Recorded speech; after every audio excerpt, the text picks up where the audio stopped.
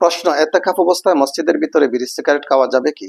দেখুন, আল্লাহ সুবহানাহু ওয়া তাআলা পবিত্র কোরআনুল কারীমে ইরশাদ ফরমান, ওয়া আন্নাল মাসাজিদা লিল্লাহি ফালা তাদউ মা'আল্লাহি আহাদা। মসজিদ হচ্ছে আল্লাহ সুবহানাহু ওয়া তাআলার জন্য, যেখানে আল্লাহ সুবহানাহু ওয়া তাআলা ছাড়া অন্য কাউকে আহ্বান করা যায় না, অন্য কারো ইবাদত করা যায় না।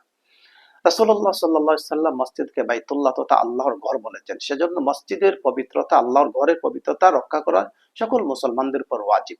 তারপর রাসূলুল্লাহ সাল্লাল্লাহু আলাইহি সাল্লাম এক হাদিসে ইরশাদ ফরমান, মান আকালা মিন হাদি শাজারাতি ফালা ইয়াকরাবান্না মাসজিদানা।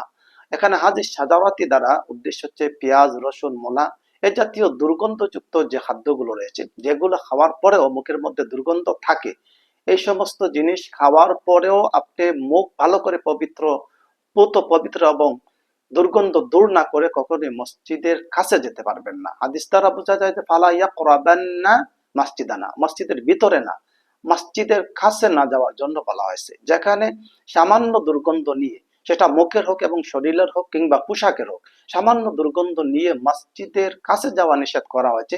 সেখানে মসজিদের ভিতরে বিড়ি সিগারেট অর্থাৎ যা জঘন্যতম দুর্গন্ধ, সেটা পান করা অবশ্যই জায়েজ নেই, সেটা সারাসার হারাম।